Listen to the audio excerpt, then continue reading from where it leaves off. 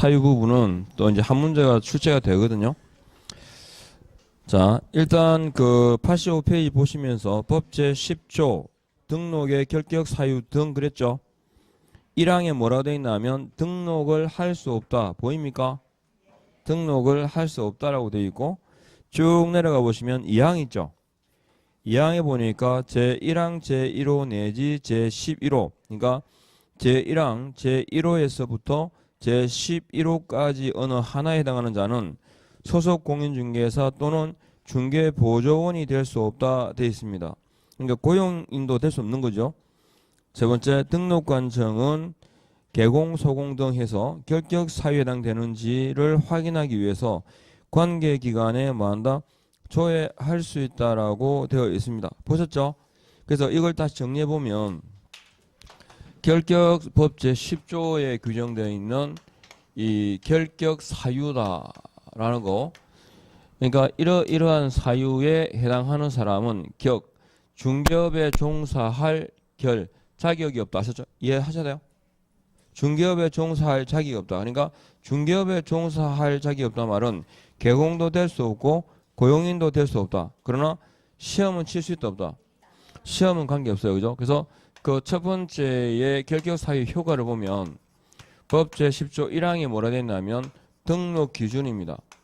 등록 기준 아까 보셨죠? 제일 첫 번째가 결격 사유자가 아닐 것 그랬어요. 두 번째 결격 사유는 고용 기준입니다. 소속 공인중개사가 중개보조원도 될 수 없는 거고 세 번째가 뭐냐면 결격 사유는 등록을 어떻게 한다? 절대적 등록 취소 사유입니다. 그러니까 취소 처분을 받은 건 아니죠. 등록 취소해야 되는 거지. 그래서 절대적 등록 취소 사유입니다. 그래서 가끔 지문에 보면 결격 사유자 행위는 무등록자 행위라고 나오거든요. 맞아 틀려요? 틀리죠. 등록 취소 처분을 받고 난 이후에 업을 계속하면 무등록자지 등록 취소해야 된다고 해서 바로 무등록자 되는 건 아니다. 이해합니까? 그래서 무등록자 행위다 해가지고 가끔 나오니까 틀린 거예요.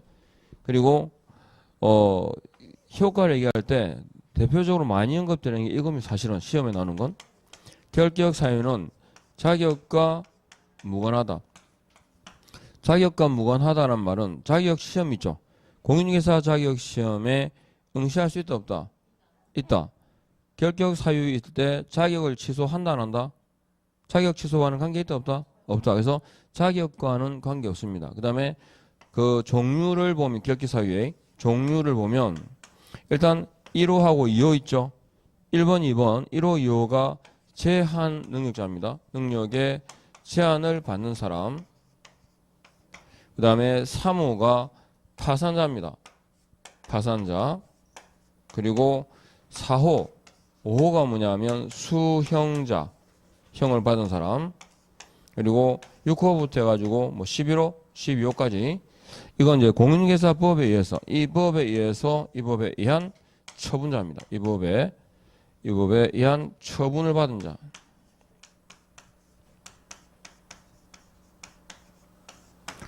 일단 이렇게 크게 네 가지로 나눌 수 있어요. 그래서 제한능력자, 파산자, 수용자, 이 법에 의한 경우까지 이렇게요. 네 개.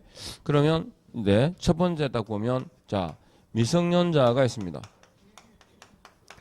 미성년자가 언제 어른 될까요?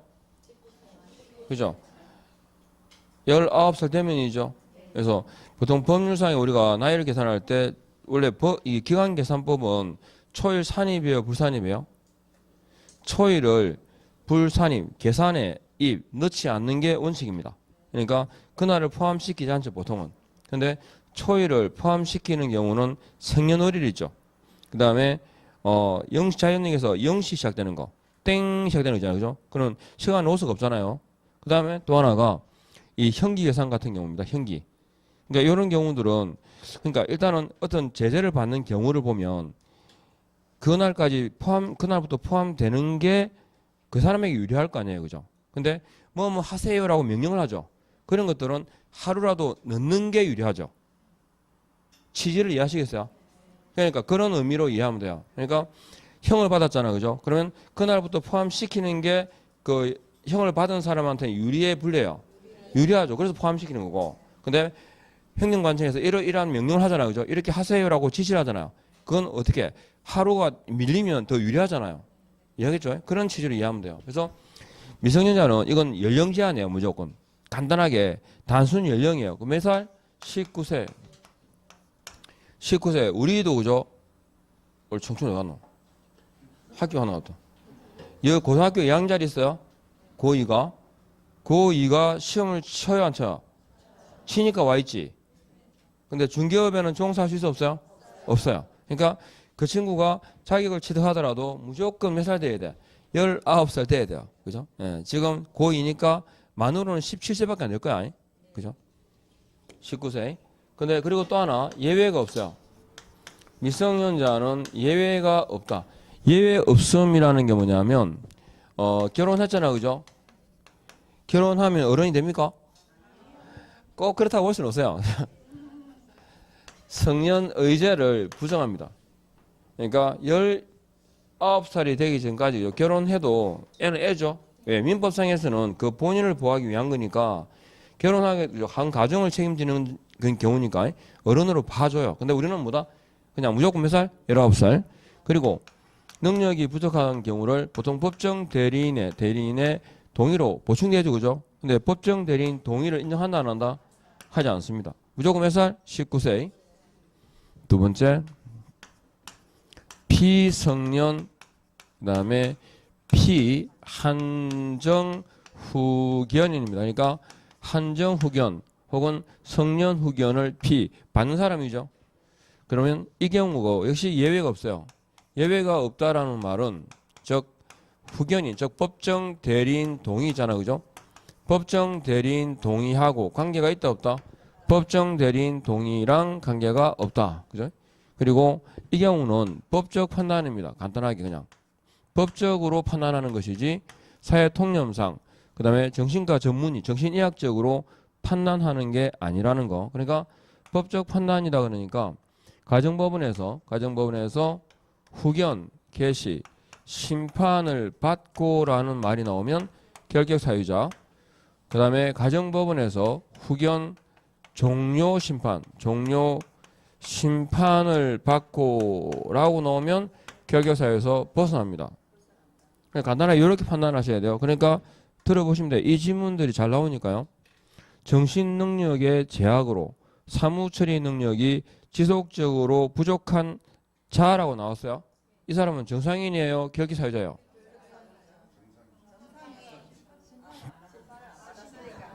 그죠? 그러니까 이 사람이 바로 우리가 통념사 아셨죠? 일반적으로 볼 때 맛이 갔는데 라는 사람이에요.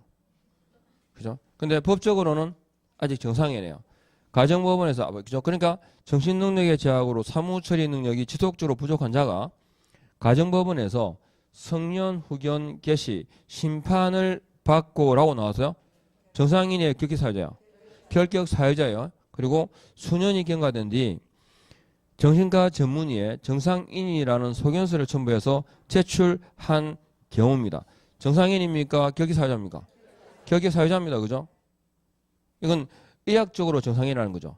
그리고 가정법원에서 성년 후견 종료 심판을 받은 경우라고 나왔어요.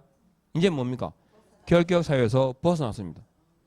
아셨죠? 그러니까 지문을 읽으면서 판단할 게 아니라 그냥 간단해요. 이 후견 개시 심판이라는 단어가 있는지 후견 종료 심판이라는 단어가 있는지를 판단해야지 읽으면서 맛이 갔는데 이러시면 안 돼. 아셨죠? 네. 이렇게. 그래서 이건 법적 판단이라는 게 포인트입니다. 아셨죠? 그래서 이 피성년 후견 피한정까지 말씀드렸고 그 다음에 자 4번 88페이지가 보니까 파산 승고를 받고 뭐 되지 않은 사람 그죠? 자, 이 3번입니다. 3번이 파산자입니다. 글자 보이시죠? 파산자는 파산 승고 받고 뭐 되지 않은 사람? 복권되지 아니한 자. 그럼 언제 벗어날까요? 그죠? 복권되면입니다. 복권되면 결격 사유에서 벗어난다. 복권되면. 그러면 파산 승고를 받잖아요. 그죠? 파산 승고를 받으면 경제 능력의 박탈이에요. 경제적인 부분에서는 아무것도 할 수 없어요. 사실은. 그러면 파산 선고를 받았다. 능력을 박탈시키잖아. 그럼 뭐도요? 의무도 박탈시키는, 의무도 벗어나는 거야. 그냥 털어버리는 거지. 권리가 있으면 의무가 있는 거고 의무만 주어지는 건 없어요. 권리가 있기 때문에 의무가 있는 거고 아셨죠? 의무가 있으니까 권리도 있는 거야. 그런데 어떻게 한다고? 다 털어버리는 거야. 이 사람은. 그 경제 부분에서는. 그러니까 채무를 변제할 능력이 없잖아요. 그죠? 채무 변제 능력이 없어서 파산 신청을 해서 파산 선고가 되어버리면 능력도 없으니까 채무를 변제할 의무도 없어요. 털어버리는 거지. 이해하겠죠? 그런 경우가 파산 선고, 선거 능력이라든가 소송 능력의 제한을 의미하지는 않아요. 경제 부분에만 그래. 아셨죠? 그래서 뭐 되면 이 사람이 복권 파산 선고 받은 이유가 뭐죠? 채무 변제 능력이 없기 때문이죠. 그래서 이 사람이 자신의 모든 채무를 변제했어요. 결격 사유자입니까? 정상인입니까? 결격 사유자예요. 왜? 아직 복권 안 됐거든. 법원에서 복권 선고가 돼야 돼요. 아셨죠? 그리고 복권을 신청한 경우도 이 사람은 정상인이에요? 결격 사유자예요? 결격 사유자예요. 복권 안 됐으니까 복권 사면 돈 줘? 그죠? 복권 돼야 돼. 이해하겠죠? 그래서 복권 된 자입니다. 복권 된 자. 근데 파산 선고 이전에 개인 희생제도가 있거든요. 개인 희생제도는 자구할 기회를 주는 거야. 그러니까 스스로 그러니까 어떤 채무 변제 부분이 있으면 본인이 일정 부분을 부담하고 이따가 국가 등에서 그죠? 일정 부분을 부담해가지고 채무를 변제할 수 있는 기회를 주는 거야. 그건 우리와 관계가 없어요. 파산 선고 전이 조건. 예, 그러니까 결격 사유자가 아니라 정상인입니다. 파산되고 근데 이 파산 선고 받은 경우도 복권되는 경우가 있어. 복권 선고 전에 10년이 지나면 10년 길다란 의미죠. 10년이 경과되면 자동 복권됩니다. 알죠? 파산 선고 후 10년이 경과된 자 이렇게 하여튼 그런 경우인데 일단 뭐 돼야 된다고? 복권돼야 됩니다. 네 번째 수형자가 나오는데 수형자 형을 받은 사람이죠. 이것도 조금만 보시면 돼요. 봐봐요. 일단 범죄 행위가 있었어요. 범죄 행위가 있었다. 그러면 이 범죄 행위에 대해서 수사기관에서 수사를 개시하겠죠. 그리고 유죄의 혐의가 인정되면 검사가 공소권을 행사합니다. 공소 제기 기소입니다. 그죠? 그리고 기소해서 법정에 세우겠죠. 세워서 유무죄를 선고합니다. 그래서 유죄의 선고가 되면 그죠? 형이 선고되면 뭐 한다? 집행을 하게 됩니다. 이런 단계를 거치는데 우리가 수사 개시 전의 단계를 우리가 뭐라고 부르냐면 용의자라고 부릅니다. 그리고 검사가 기소하기 전에 기소 이전 단계를 우리가 피의자 그러죠. 그리고 선고 전 단계를 우리가 형사건은 피고인 그럽니다. 민사는 피고고요. 피고인 그럽니다. 그리고 형을 선고받고 난 이유를 뭐라 한다? 수형자라고 합니다. 그럼 우리는 형을 선고했어요? 안 했어요? 선고 전입니까? 후입니까? 형 선고 후입니다. 형 선고 후다. 이해합니까? 그러니까 형 선고 전에 뭐 피의자라든지 공소시효가 완료됐다 이런 거하고는 우리하고 관계가 있어 없어? 없어요. 형 선고 전의 과정들은. 근데 법률상에서 여기 단계 보면 안 한다, 안 하겠다라는 의미가 뭐냐면 유예. 그러니까 기소를 해야 되는데 능력 등의 그죠? 미성년자 등 능력에 문제가 있어가지고 검사가 기소를 안 하겠다는 게 뭐라고요? 기소유예입니다. 그 다음에 자격 정지 이상의 전과가 없는 경미한 그 위반에 대해서 있잖아요, 그죠? 위반에 대해서 즉 초범자입니다.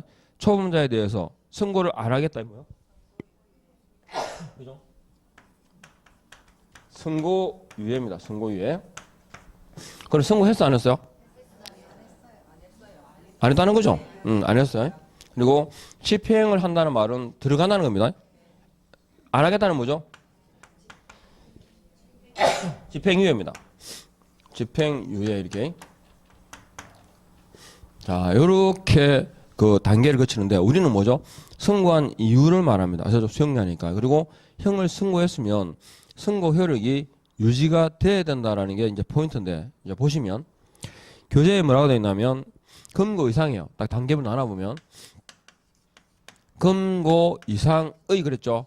금고 이상은 형법상의 그 형벌의 종류가 9개가 있는데 금고 이상 그러니까 사형, 징역, 금고, 자격 상실, 자격 정지, 벌금, 구류, 과료, 몰수 해가지고 총 9개예요. 근데 슉 이렇게 흘러간 이유가 뭐냐면 몰라되니까. 여러분이 기억할 것보다 금고 이상 형만 알면 돼요. 뭐요? 그래, 금고 이상이 뭐가 있어? 사형, 징역, 금고야. 사형은 주거뿐이니까 상관이 없죠? 예. 근데 징역과 금고는 차이가 뭐냐? 정역입니다. 둘 다 신체 구속형이고 자유형이거든요. 들어가야 돼. 근데 징역은 정역, 정해진 노역을 해야 돼요. 노가다요. 그래서 안에서 일을 해야 돼. 근데 금고는 정역이 없어요. 아셨죠? 예, 그 차이예요. 그러면 금고 이상이다 그럴 때 그럼 벌금은 어떻게 될까? 벌금은 금고 이상이 아니라는 건 확실하죠. 그죠? 금고 이상은 사형, 징역, 금고밖에 없으니까. 그래서 벌금은 결격 사유다 아니다. 아니에요. 그죠? 그런데 벌금도 조건이 필요합니다. 벌금이 공인계사법에 위반했고 금액이 얼마? 300만 원 그죠? 이상이 되면 그때는요. 결격 사유가 됩니다. 그러니까 벌금이라는 딱 많이 나오잖아요. 그죠? 그러면 제일 먼저 확인할 게 뭘까요? 이 법인가 저 법인가 하셨죠? 그리고 금액이 300만 원 이상인지를 따져봐야 됩니다. 그래서 벌금 딱 넣으면 이 법인가 저 법인가 300만 원 이상 아셨죠? 그리고 벌금형은 합산이 아니고 분리선고입니다. 그건 두고 일단 벌금이 나오면 아셨죠? 이 법이고 금액이 얼마? 300 이상. 그러니까 음주운전으로 300만 원의 벌금형을 선고받았다 그러잖아요. 그죠? 그러면 어떻게 돼요? 결격 사유다 아니다? 아니에요. 그죠? 왜? 저 법이니까요. 이 법이 뭐죠? 공인중개사 법입니다. 저 법은 그러니까 아까 음주운전으로 그러면 이건 뭐예요? 도로교통법이에요. 그죠? 그죠? 얼마 전에 제가 좋아하는 선수인데 또 술 먹고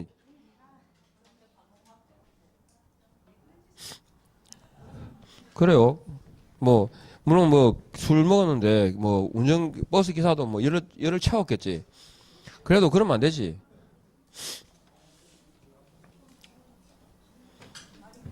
부산 사람 맞죠? 하여튼 술을 드셔야지 처먹으면 안 되는데.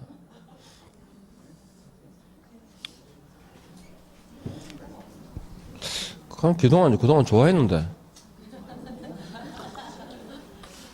왜냐면 옛날에 야구할 때 너무 근성이 이렇게 됩니까? 우리 악발이잖아요. 그래서 되게 근성도 있고 그래가지고 운동을 하면 저래야지 이렇게 뭐 폼도 특이했잖아요. 그죠? 그랬는데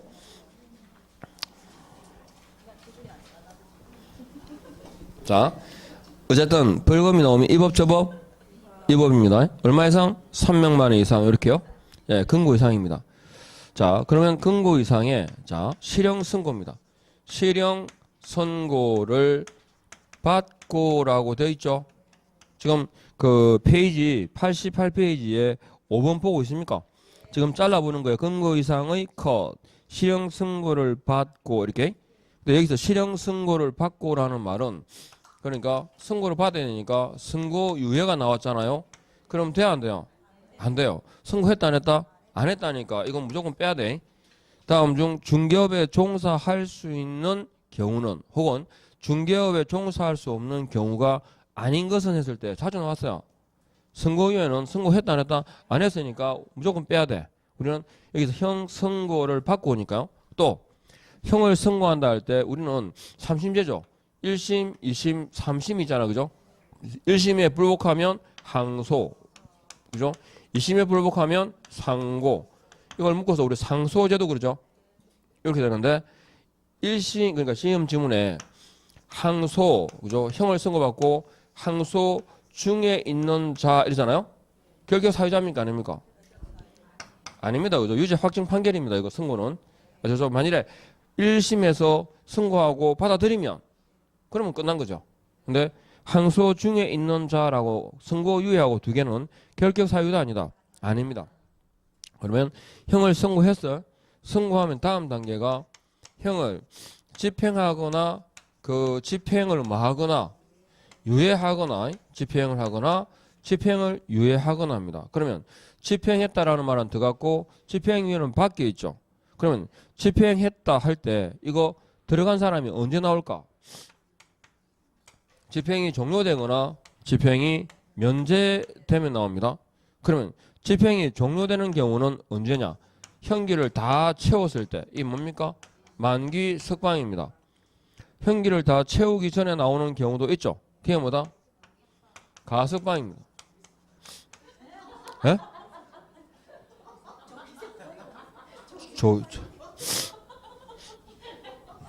뭐 그렇다 치고 예. 조기 석방되는 게 가석방이에요. 예. 그래서 만기 석방과 가석방입니다. 근데 가석방은 집행이 종료됐어 안 됐어요? 안 됐어요. 그죠? 미리 나왔을 뿐이지. 아셨죠? 그러면 가석방되었다는 말은 형기가 남아있다 뜻이죠. 그래서 나와서 채워야 돼요. 나와서 잔여 형기가 지나가야 됩니다. 그러면 이제 집행이 종료된 거죠.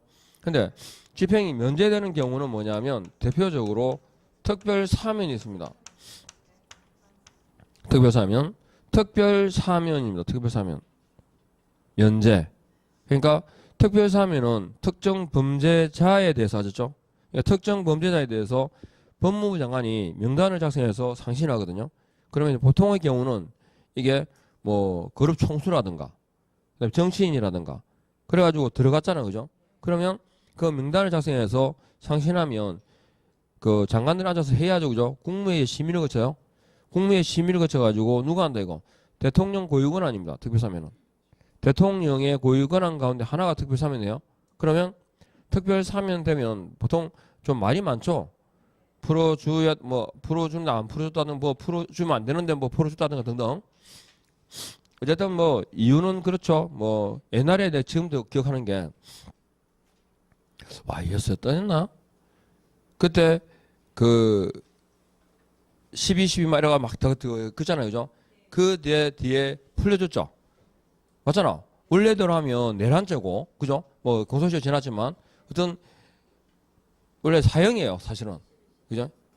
근데 이제 그때 풀려날 때 지금도 그 특별 사면한 이유를 제가 지금 상황에 뭐라 해야 되냐면 과거 정권과의 화해를 통해 국민의 통합을 추진하고 이랬어요. 지금도 그 생각이 나는데 일단 그게 특별 사면을 해요, 그죠? 근데 특별 사면이 되면 남아있는 형을 어떻게 한다고? 면제해 주는 거예요. 소급표는 없어요, 아셨죠? 근데 특별 사면과 비교되는 게 일반 사면이에요. 일반 사면은 특정 범죄자가 아니라 범죄의 종류를 정합니다. 그러면 그 죄를 저지른 사람은 다 대상이 돼요. 그런 수용 상태라든가 여러 가지를 감안해가지고 이제 사면하게 되는데 그럼 규모가 크잖아요, 그죠? 그래서 이걸 일반 사면은 대사면 그래요. 그리고 일반 사면은 맨날 로버트 태권봉이 나오는 그 건물에서 놀고 있잖아요, 걔들은. 국회의원들 있죠? 국회의원들이 그 노는데 그 국회의원들이 국민의 뜻에 맞죠? 대변인이죠. 그래서 일반 사면은 국회 동의를 받습니다. 국회가 동의를 받기 때문에 이건 소급표가 있어요. 일반 사면 되면 소급해서 선고의 효력 자체를 소멸시켜버립니다. 그러니까 일반 사면 되면 언제 벗어날까요? 그렇죠. 적시입니다. 일반 사면 적시. 우리가 적시라고 나오는 대표적 경우가 적시 재교부하고 일반 사면 적시 요 두 개 정도 기억하셔야 되고 그러면 이제 끝나는 거죠. 그런데 집행 종료 면제가 되었다라고 할 때 이 두 개는 갔다 왔어요, 안 갔다 왔어요? 갔다 왔죠? 따라서 이걸로 끝나는 게 아닙니다. 다시 완충 기간이 필요합니다. 몇 년? 3년이 더 지나가야 됩니다. 그래서 자주 언급되는 질문이 이거거든요. 가석방되고 3년이 경과된 자 이렇게 나와요. 정상인입니까? 결격 사유자입니다. 그죠? 결격 사유자입니다. 왜? 자녀 형기가 지나가야 되니까. 이야기했죠? 그러니까 기억하실 때 가석방된 자가 중개업에 종사하려면 가석방은 3보다 길다 짧다? 길어야 됩니다. 사실 기간이 3보다 길다 하는 거예요. 그 다음에 집행유예는 아까 요거 선고유예는 초범자 그랬죠? 이건 정상 참작의 사유가 있을 때 그 집행을 유예하면 안 한다는 거죠. 안 하고 유예 기간이 경과되면 그때 역시 이것도 소급해서 선고 효력을 소멸시킵니다. 그럼 언제 벗어날까요? 유예 기간 경과 시 벗어납니다. 요 두 개의 공통점이 뭘까요? 추가가 없습니다. 플러스 3이 없어요. 그냥 일반 사면 적시, 집유는 유예 기간 경과 시 이렇게요. 자, 그러면 17년, 그죠? 17년 10월 27일 날죠. 2017년 10월 27일 날 징역 1년에 집행유예 2년을 선고받았습니다. 이 사람은 올해 2019년 있잖아요, 그죠? 올해 공인중개사 자격 시험에 응시할 수 있을까요, 없을까요? 일단 없다. 무조건 있습니다, 그죠? 왜? 결격 사유는 뭐랑 관계없다?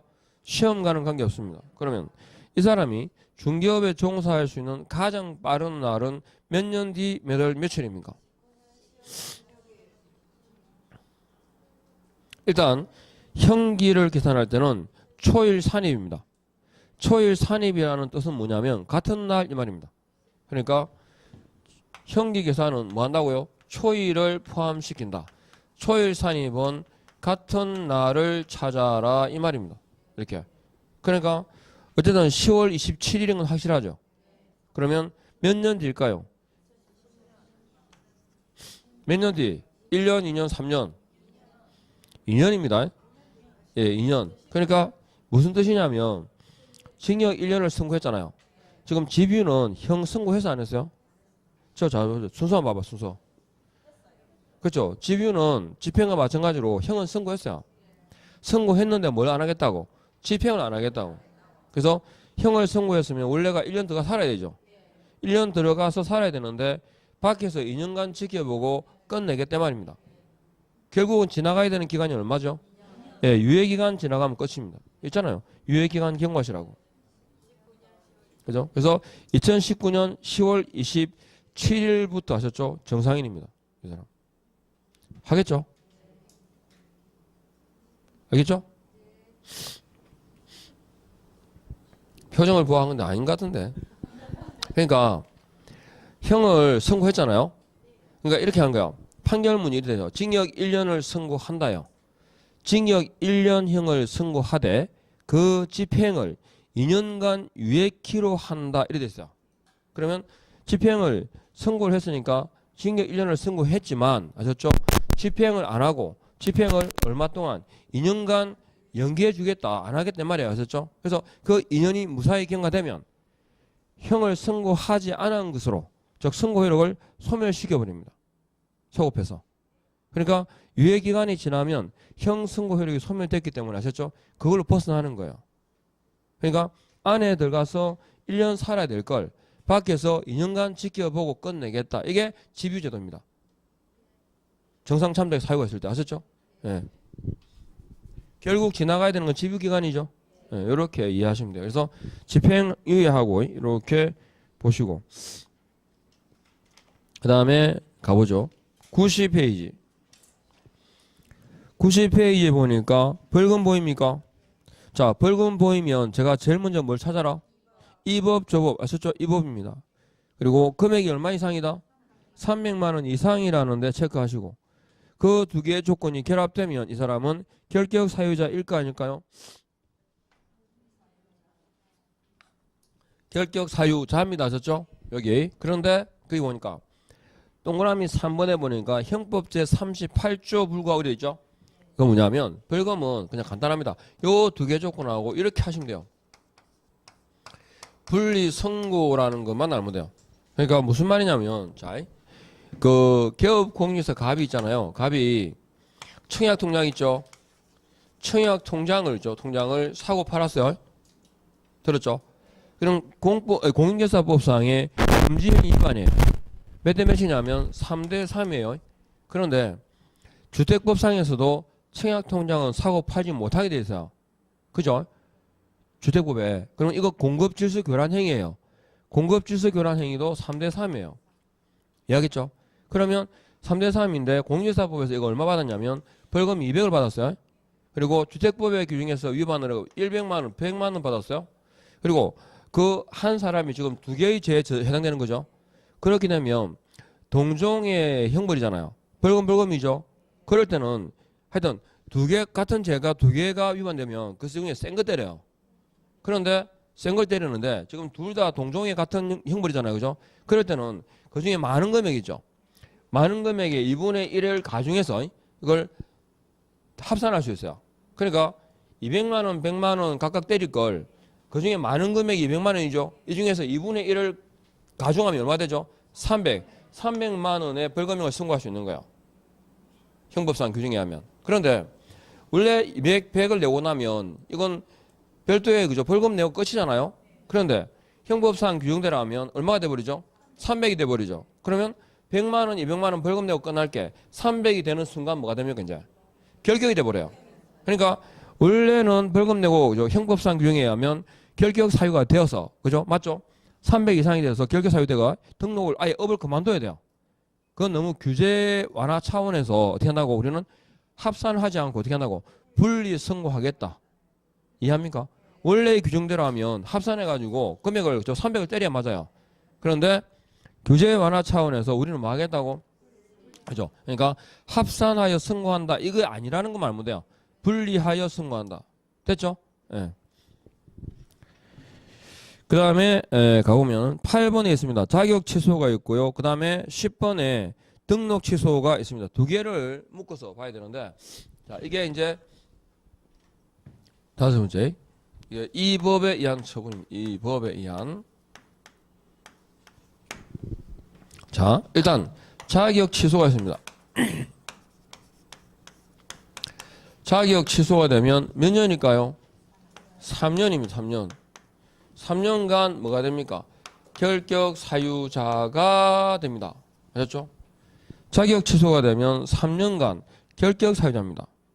결격 사유자가 되면 다시 등록 취소입니다. 등록 취소가 되고 몇 년이죠? 3년간은 중개업에 종사할 수 없는 게 되는데 자 공인중개사법의 위반으로 자격 취소 처분을 받은 자는 항상 그 등록도 함께 취소하여야 한다. OX. OX다. X라고 하신 경우는 느낌상 항상이라는 부사가 들어가서 뭔가 틀린 것 같죠. 근데 결격 사유임에도 불구하고 등록을 취소하지 않는 예외가 있습니까? 저게 결격 사유는 등록을 취소해야 된다 그러잖아요. 그죠? 그러니까 항상이에요. 항상 등록 취소로 갑니다. 근데 문제는 개업 공인중개사가 등록 취소 처분을 받은 경우에는 항상 그 자격도 함께 취소해야 된다. 이건 틀린 거예요. 그러니까 등록 취소가 되면 그죠? 자격 취소로 갈 수 있어요. 그런데 간다는 건 틀린 거야. 볼까요? 두 개가 등록 취소 사유하고 자격 취소 사유가 두 개가 중복되면 동시에 날아가겠죠.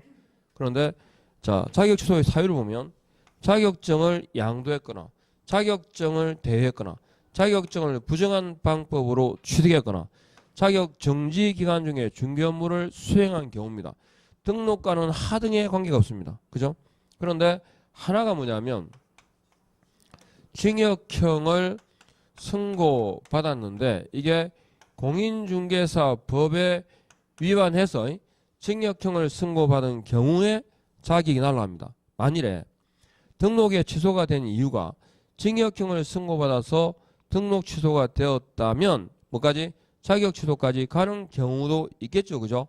그래서 보시면 그러면 공인중개사법에서 징역형을 선고하는 경우가 형벌 종류가 두 개 있거든요.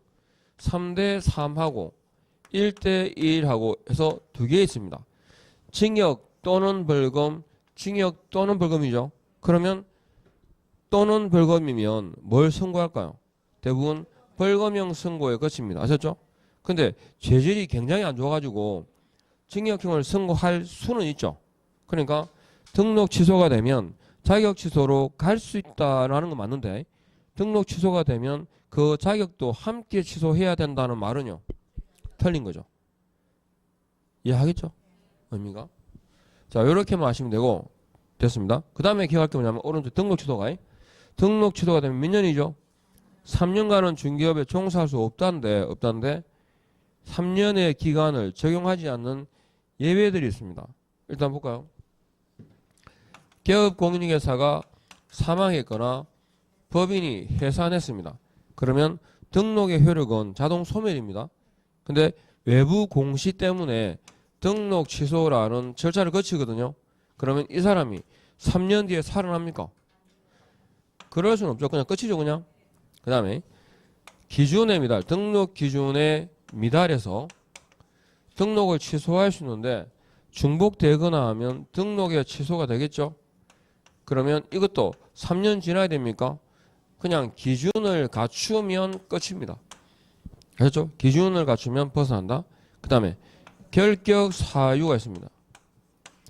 결격 사유로 인해서 등록이 취소가 되면 이거 그 사유가 뭐 되면 해소되면 끝입니다. 그러니까 성년 후견 개시 심판을 받았거든요. 업을 하다가 성년 후견 개시 심판을 받아서 결격 사유가 됐고 그러면 등록을 취소했겠죠. 그럼 이 사람이 3년이 지나면 정상으로 돌아옵니까? 알 수 없죠. 그죠?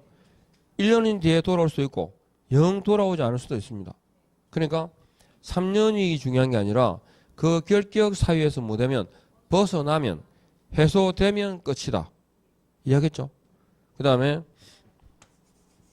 폐업전 위반의 경우입니다. 폐업전 위반으로 인해서 등록에 취소가 되면인데 폐업전 위반으로 했죠. 자, 그러면 등록을 하고 업을 합니다. 그러면서 폐업을 했습니다. 이유가 뭐냐면 등록 취소에 해당하는 위반으로 걸린 거죠. 그래서 폐업을 해버렸어요.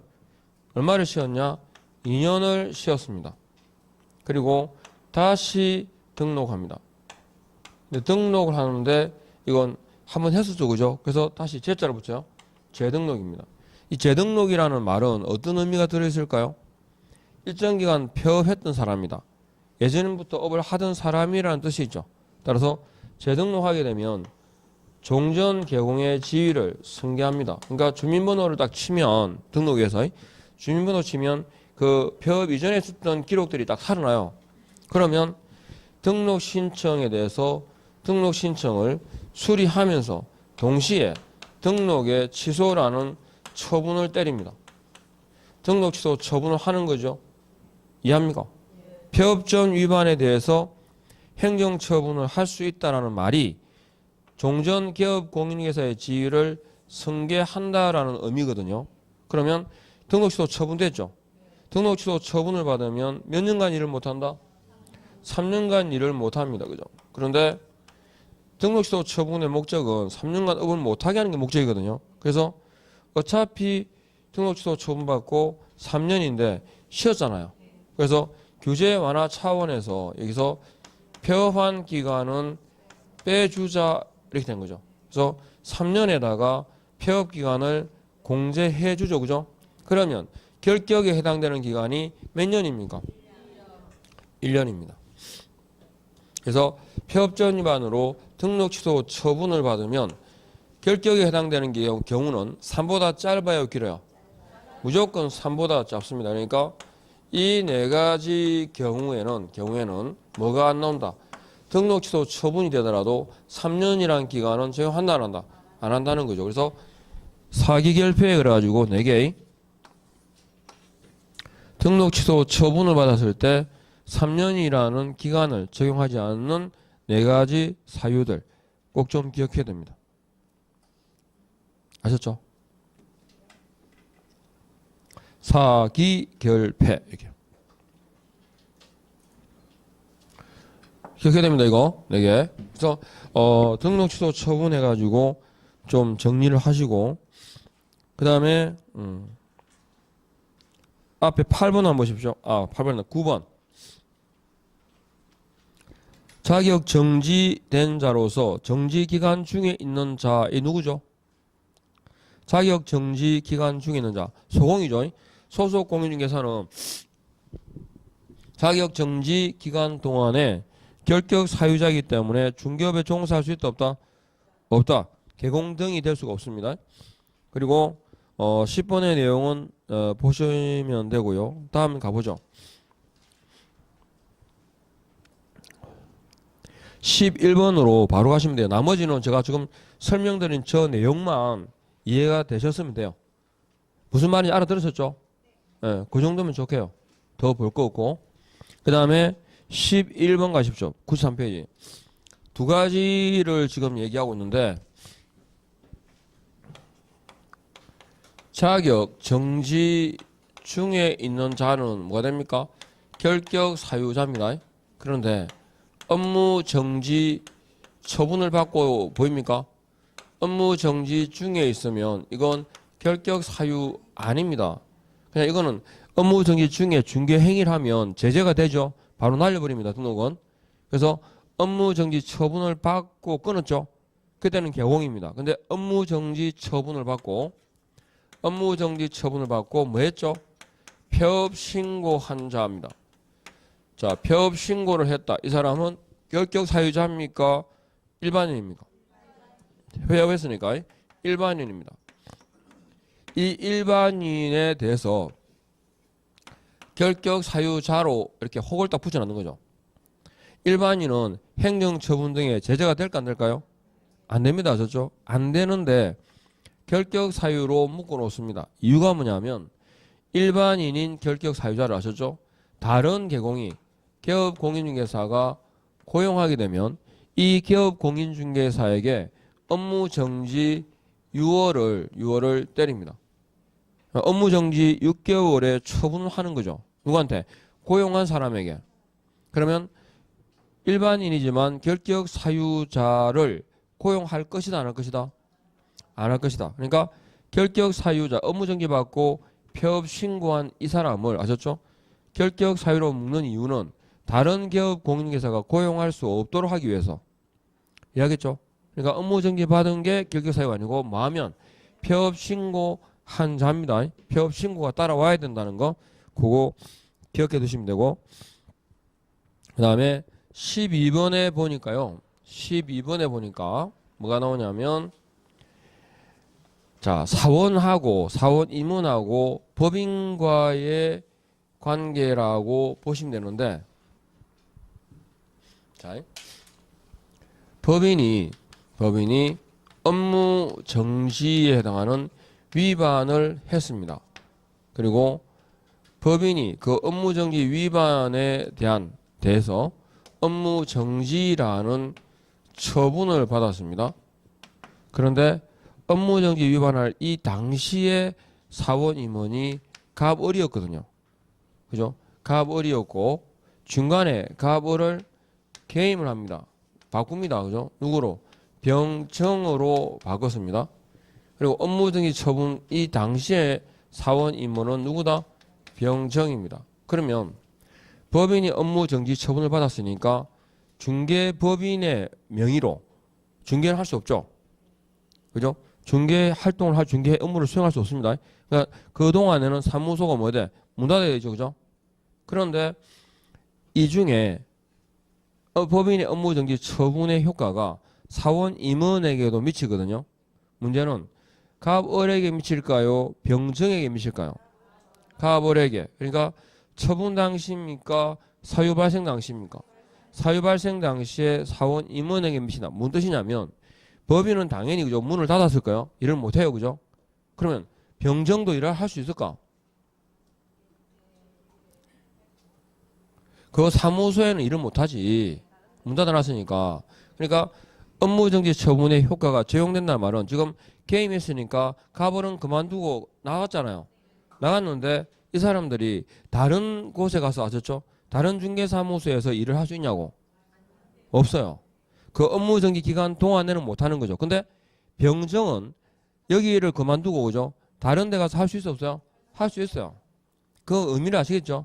그러니까 법인이 업무정지 처분을 받게 되면 그 효과가 사원 임원에게 미치는데 사유 발생 당시냐 처분 당시냐? 사유 발생 당시의 사원 임원에게 미친다 이 말입니다. 그래서 거기에 사유 발생 당시에라는 말을 시험에는 뭐라 나오겠어요? 처분 당시에 사원 임원에게 이렇게 나오겠죠? 처분 당시입니까? 사유 발생 당시입니까? 사유 발생 당시에.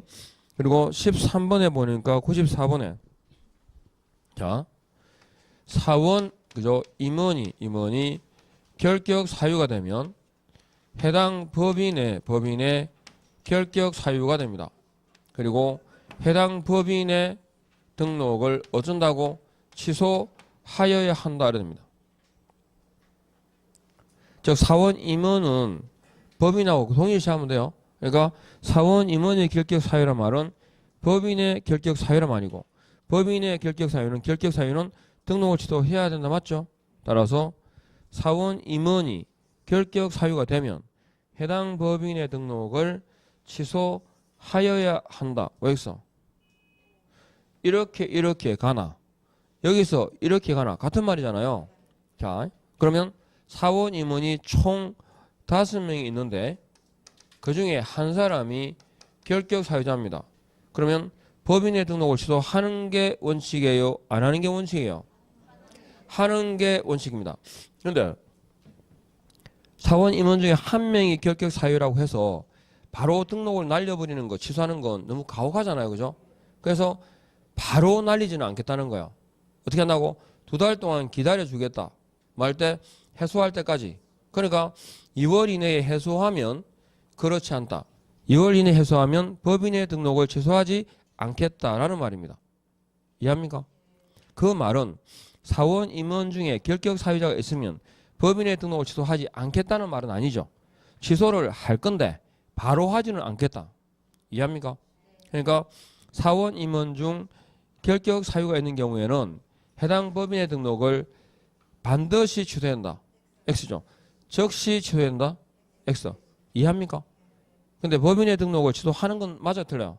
맞아요. 그러니까 사원 임원 중에 2월 이내 해소하면 그렇지 않다라는 말을 딱 들으시면 오해를 해요. 자꾸.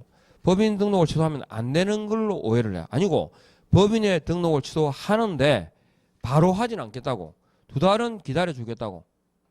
이해하겠습니까? 아셨죠? 즉시 반드시 취소하는 건 아니다. 2월 이내에 해소하면. 이해하겠습니까? 예, 그래서 그 말을 법인의 등록을 취소하지 않는다라는 말로 오해하면 안 됩니다. 취소를 할 건데 뭐라고요? 2달 동안은 기다려주겠다. 그죠? 네, 이렇게 정리하시고 좀 쉬었다 할까요? 좀 쉬었다 하죠.